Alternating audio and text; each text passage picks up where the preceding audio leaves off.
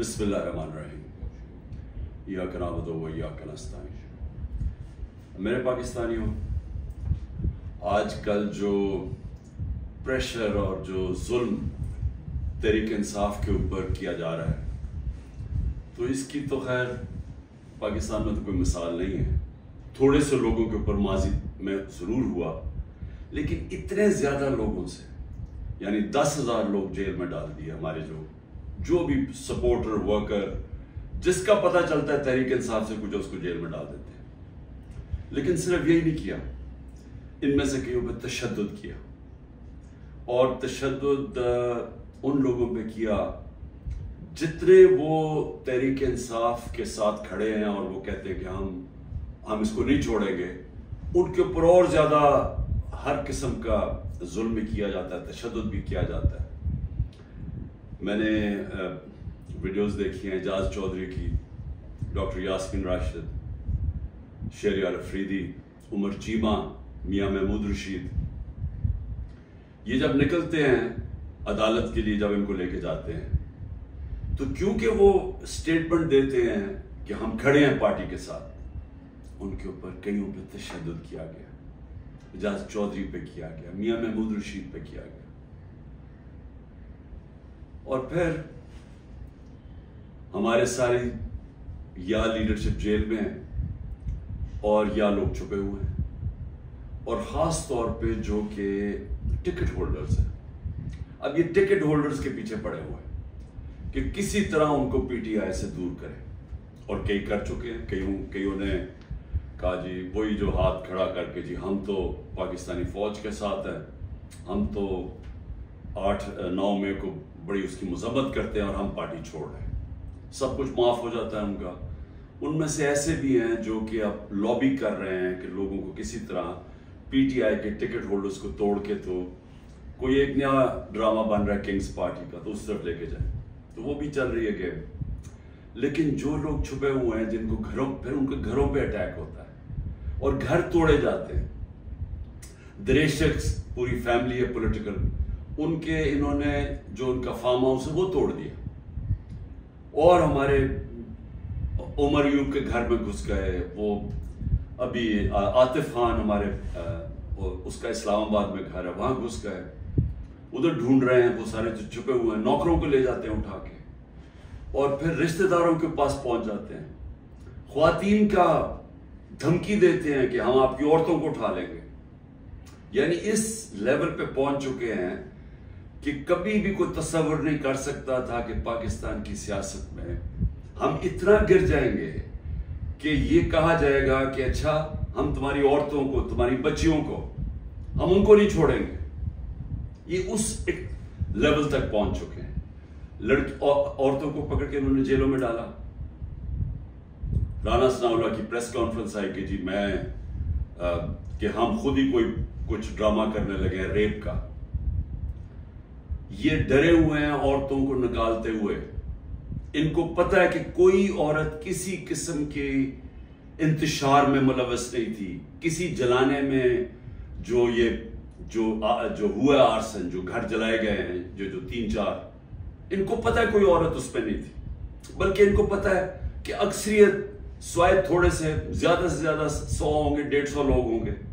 इनको पता है बाकी कोई पुरअमन एहतजाज कर रहे थे। और मैं फिर से बता दूं, एक जमहूरियत में आइन हमें हक देता है कि हम पुरअमन एहतजाज कहीं भी कर सकते हैं। अगर जिस तरह मुझे कमांडो एक्शन से उठाया गया फौज ने, तो उसका रिएक्शन किधर जाना था? जिधर मिलिट्री सिंबल्स हैं उसके बाहर ही एहतजाज होना था ना। उन्होंने और किधर जाना था? अगर पुलिस उठाती तो पुलिस स्टेशन जाते। तो ये कहना कि जी जियो फेंसिंग के हमें पता चला आप उस वक्त वहां थे, और उधर से उठा के उनको जेलों में डाला जा रहा है। यानी ऐसा औरतों को, यानी ऐसा, मैं छोड़े मुसलमान माशरे में, मैं कभी किसी और वो माशरे जिधर औरतों की इतनी इज्जत नहीं होती, वहां मैंने ये कभी नहीं देखा। और एक खातून वकील, उसको उठा लिया 2 दिन पहले, सुबह के 3 बजे उसके घर जाके उसको उठा लिया। कि जी जियो फैन से मैं आप जमान पाक में उस वक्त वहां थी, पता चला कि आप इस एरिया में थे, तो ये कौन सा कुछ जुर्म है? देखिए अभी भी मुझे पता है कि मेरी सुपीरियर जुडिशरी बहुत प्रेशर में है, मुझे पता है कि जजेस को भी फोन कॉल्स आ रही हैं, नामालूम फोन कॉल कि हम ये कर देंगे, तुम्हारी ये फाइल है, हम तुम्हें ये कर देंगे, तुम्हारे बच्चों के पे पहुंच जाते हैं। ये मुझे पता है कि इस वक्त जुडिशरी के ऊपर वो प्रेशर है जो कभी पहले नहीं था, और मुझे ये भी पता है कि सारे मुल्क के इदारों को सिर्फ इस्तेमाल किया जा रहा है एक काम से, कि किसी तरह तहरीक इंसाफ को खत्म किया जाए। FIA का सारे काम खत्म है, वो भूल गए हैं कि शहबाज शरीफ ने 16 अरब रुपए का FIA ने इतना बड़ा ओपन एंड शट उसका करप्शन केस पकड़ा था, मकसूद चपरासी वाला। FIA को पता है कि 4 वो गवाह भी मर चुके हैं, सबको ही हार्ट अटैक हो गया। उनको पता है कि उनका एक बड़ा जबरदस्त ऑफिसर डॉक्टर रिजवान, वो भी हार्ट अटैक से मर चुके। लेकिन FIA को कोई और काम नहीं, तहरीक इंसाफ के ऊपर कैसे केसेस ढूंढने हैं और कैसे इनके लोगों के ऊपर इंतकामी कार्रवाई करनी है।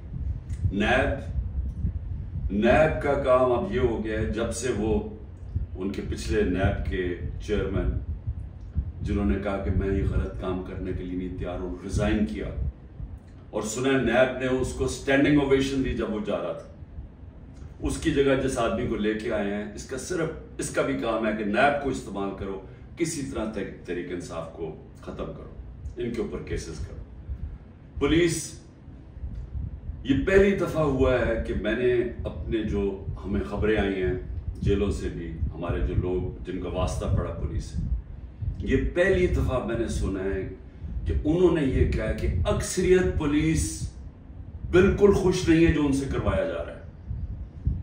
अक्सरियत, जो पुलिस की अक्सरियत है, वो समझते हैं कि बहुत बड़ा ये जुल्म किया जा रहा है, अंदर गुल्लू बट इन्होंने घुसाए हुए हैं और पीछे से नामालूम अफराद का प्रेशर आता है, उनकी वजह से ये काम कर रहे हैं। तो इसका मतलब पुलिस जिसका काम इस मुल्क में मुजरिमों के पीछे जाना, वो सब कुछ भूल चुके हैं। उनका सिर्फ 1 पॉइंट एजेंडा है, नीचे थाने लेवल के ऊपर कोई तहरीक इंसाफ का मिले, निचले लेवल पे आप अगर वो कोई किसी की सिंपैथी भी है तहरीक इंसाफ से, उनको किसी तरह हटाया जाए, उस लेवल पे पहुंचे हुए। और जो करते हैं, जब एक ही खबर आती है कि घर तोड़ देते हैं, चीजें तोड़ देते हैं, धमकियां देते हैं, बिजनेसेस बंद कर देते हैं, बिजनेसेस के ऊपर पहुंच जाते हैं, रोजगार बंद कर देते हैं, तो मेरा सवाल एक है कि इतने प्रेशर के बावजूद क्या वजह है कि चंद लोग छोड़ के गए हैं? हमारे टिकट होल्डर्स पंजाब में देख लें, कितने लोग छोड़ के गए। यानी इस तरह का जुल्म जो कभी हुआ नहीं है, क्यों नहीं छोड़ के जा रहे लोग? उसकी 2 वजूहात। एक, इस बारी टिकट्स मैंने खुद दिए हैं, ज्यादातर इंटरव्यू किए हैं, मैंने अपनी पूरी कोशिश की है कि नजरियाती लोगों को टिकट्स दिए जाए, और इस बारी ज्यादातर जो लोग हैं जिनको टिकट्स मिले हैं, पंजाब की मैं बात कर रहा हूं, वो नजरिए पे खड़े हैं। लेकिन दूसरा एक और भी फैक्टर है, मैंने एक का मुझे मैसेज आया कि मेरे ऊपर बहुत प्रेशर है, उन्होंने मेरी बिजनेस बंद कर दी हैं, उन्होंने अब फैमिली के ऊपर आ गए हैं, पता है जी आपकी बेटी की ये उधर शादी हुई है, उसके ऊपर उसको भी तंग करने पे आ गए, तो जी मेरे पे बहुत प्रेशर है। तो मैंने कहा फिर छोड़ दो। मैंने कहा यानी तुम्हारी अगर बर्दाश्त से बाहर है तो छोड़ दो। वो कहता है जी अगर मैंने छोड़ा, मुझे सारा जो मेरा इलाका है, उन्होंने कहा अगर तुमने PTI को छोड़ा तुम्हें वोट ही नहीं देंगे। सो ये आप समझने वाली बात है कि लोगों को ये एहसास हो गया है कि इस वक्त जिसने छोड़ा उसकी पॉलिटिक्स खत्म, और जो छोड़ के गए हैं उनमें से कई लोगों को तो हमने टिकट से नहीं दिए थे, तो उनको तो वैसे ही यानी छोड़ना हो तो ड्रामे किए हैं, और कई जो छोड़े हैं उनको हमने टिकट से नहीं देने थे। लेकिन जो इसको टिकट्स मिल चुके हैं, सवाल यह है कि ये क्यों नहीं छोड़ रहा है। मैं आपको यकीन दिलाता हूं कि कभी, फिर से मैं रिपीट करता हूं, इस मुल्क की तारीख का कभी ऐसा प्रेशर नहीं पड़ा। हो क्या रहा है? तहरीक इंसाफ को तोड़ने के लिए पाकिस्तान के इदारे खत्म, हमारे सारे इदारों को सिस्टमेटिकली तबाह किया जा रहा है, हमारी जुडिशरी के ऊपर इतना प्रेशर डाल दिया है, और ये सारा धमकियां दे के, डरा के, धमका के, जब हमारे पास फाइलें आपकी, उनको डरा दिया है। इदारे जिस तरह मैंने कहा, पुलिस, वो वैसे उसका 1 पॉइंट एजेंडा पकड़ के तरीके इंसाफ के लोगों को जो भी हो, जिधर भी मिले, पकड़ के अंदर डाल दो। और उसके अलावा जो जिन इदारों ने इस मुल्क में क्राइम रोकनी है, उनका काम लगा दिया, जिस तरह FIA, नैब है, इनका काम लगा दिया कि सिर्फ पार्टी को खत्म करो। तो मैं अब समझना चाहता हूं कि जा किधर रहे हैं आप? यानी चले, मैंने जिस तरह कहा कि मैं बातचीत करने के लिए तैयार हूं, मुझे समझाएं तो सही कि आप कह रहे हैं कि इमरान खान को हमने कांटा डाल दिया है, तो उसके बाद जाना किधर है हमने? यानी कोई रोड मैप तो होगा ना।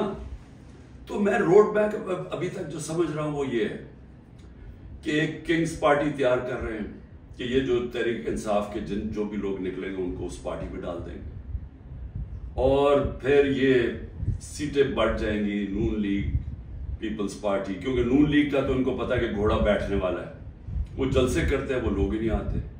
पब्लिक की इनको समझ आ गई है कि पब्लिक नून लीग, क्योंकि नून लीग जुड़ी हुई है ये सारे जुल्म के साथ, वो उनको नुकसान, एक तो उसका नुकसान हो रहा है, दूसरा माशी तौर पे बैठ के मुल्क जो रुपया है, जो जिस तरह हर रोज रुपया गिर रहा है, तो मुल्क तो तबाही की तरफ जा रहा है। जो महंगाई बढ़ती जा रही है, तो महंगाई तो हर अब इंसान को घर में इफेक्ट कर रही है, मिडिल क्लास को, हर तनख्वाहदार को इफेक्ट कर रही है महंगाई। तो उनको तो पता है कि इन्होंने ना नून लीग ने कोई सारे मुल्क में गवर्नमेंट बनानी है, तो ना बनानी है पीपल्स पार्टी ने, छोटी पार्टीज रह गई, तो इन्होंने एक किंग्स पार्टी का मिल मिला के कोई एक ये लोगों का इकट्ठा करके कोलिशन सी बनानी है। मेरा सवाल ये है कि क्या इस तरह की कोलिशन पाकिस्तान को इस मुश्किल वक्त से निकाल सकती है? मैं जब से गवर्नमेंट से निकला हूं, मैं एक बात कह रहा हूं कि जब तक हमारे मुल्क में एक मजबूत गवर्नमेंट, और मजबूत गवर्नमेंट क्या होती है, ये नहीं कि एस्टैब्लिशमेंट उसके पीछे खड़ी है, ये मजबूत गवर्नमेंट नहीं होती। मजबूत गवर्नमेंट वो होती है जिसके पीछे अवाम खड़ी होती है, जो अवाम जिसके ऊपर इत्तेमाद करती है। ये लोगों को इकट्ठा करके और एस्टैब्लिशमेंट पीछे खड़ी हो जाए, और किसी का ख्याल है कि जो आज पाकिस्तान को मसले मसाइल आ गए हम इसमें से निकल जाएंगे, कोई इस खुशफहमी में ना रहे, क्योंकि ये सिर्फ एक पब्लिक मैंडेट से जो गवर्नमेंट आएगी वो बड़े फैसले करेगी, वो इस मुल्क में इस्लाहत करेगी, वो इस मुल्क में कानून की हुक्मरानी कायम करेगी। उसके बगैर पाकिस्तान सरवाइव ही नहीं करता।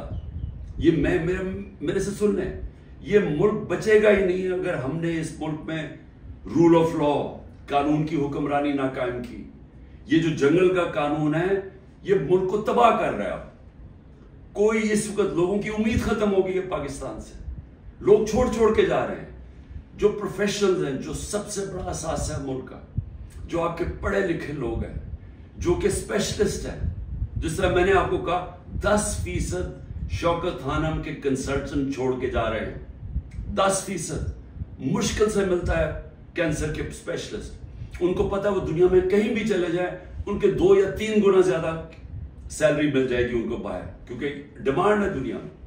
तो इस तरह हर प्रोफेशनल जिसकी दुनिया में डिमांड है वो सोच रहा है छोड़ के जाने का, क्योंकि उसको उम्मीद ही नहीं नजर आ रही।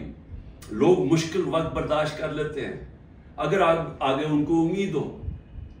लोग मुश्किल वक्त बर्दाश्त कर रहे थे, कोरोना के बाद एक मुश्किल वक्त आया हुआ था, लेकिन लोगों को नजर आ रहा था कि ठीक है, हालात बेहतर हो रहे हैं, माशत ऊपर जा रही है, इदारे फंक्शन करने शुरू कर दिए हैं, कोई इंटरफेरेंस नहीं है। इमरान खान ने कभी किसी जुडिशरी के अंदर इंटरफेयर नहीं किया, नैब को उसने नहीं कहा कि फलाने आदमी के ऊपर कार्रवाई करो, किसी FIA को। मेरा जो मैंने सनाउल्लाह है वो IG मेरे ख्याल में अभी पता नहीं किधर पोस्टेड है, IG थे।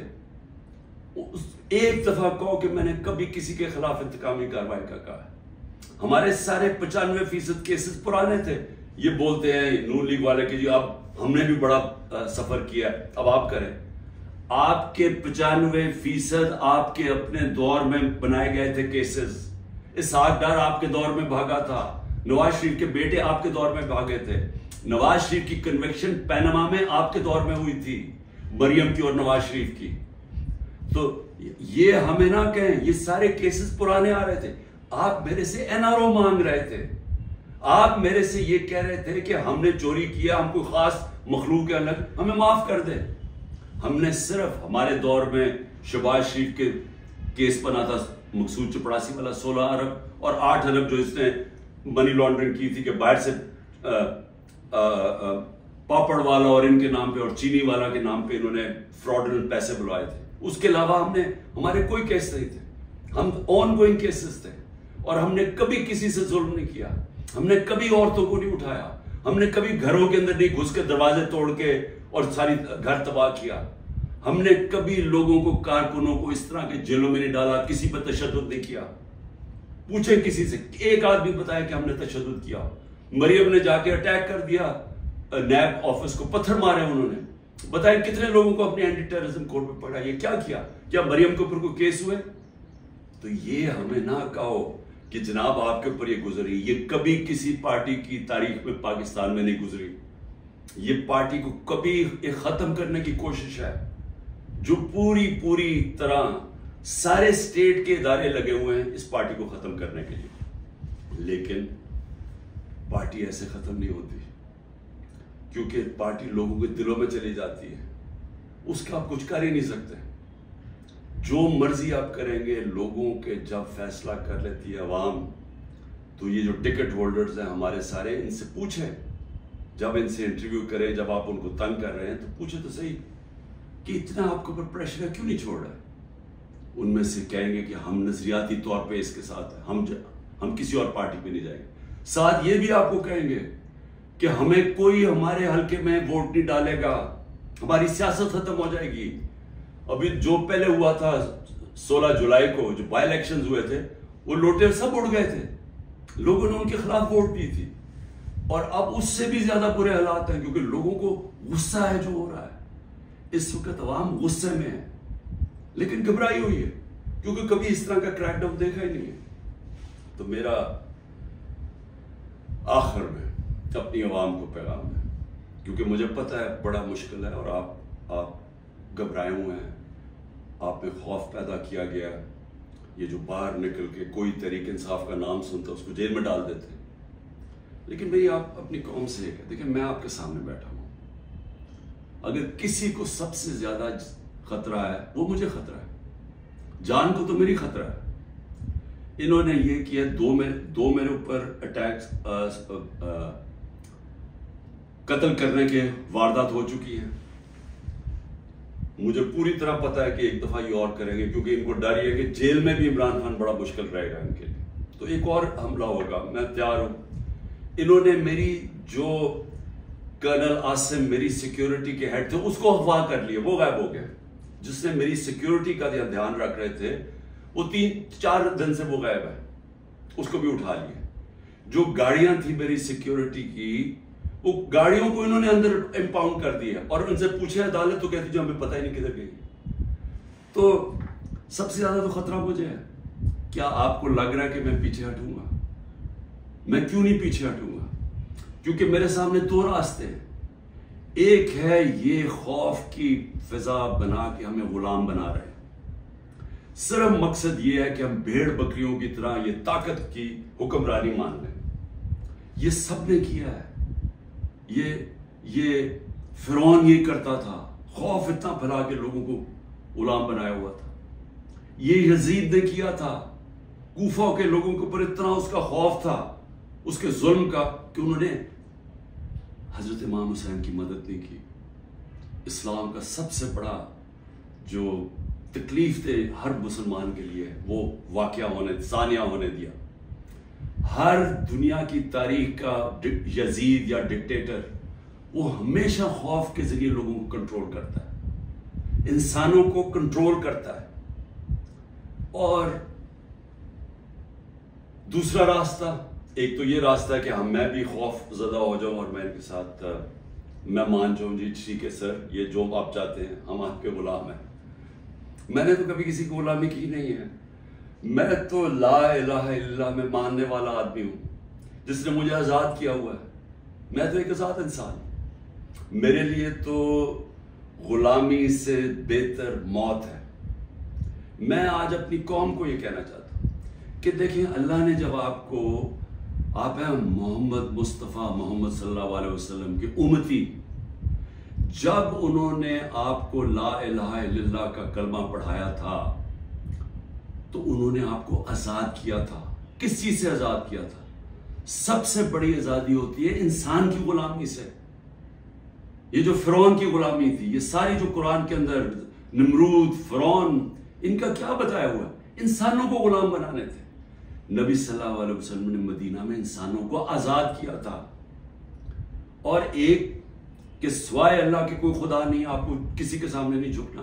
दूसरा, जो 3 सबसे बड़े खौफ है इंसान में, उनसे आजाद किया था। उससे अल्लाह ने आपको आजाद किया हुआ है। मौत, अल्लाह ने कहा ये मेरे हाथ में।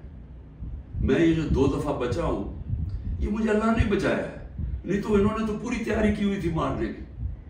ये मैं आपके सामने हूं, और मैं जब घर से निकलता हूं, मुझे नहीं पता कि अल्लाह ने क्या फैसला किया हुआ कि इनके हाथ में उसने मेरी जान लेनी है, नहीं, लेकिन मैं तैयार हूं उसके लिए, क्योंकि उसका वादा है कुरान में कि जब उसने फैसला कर लिया, वो फिर चाहे आप भाग नहीं सकते मौत से।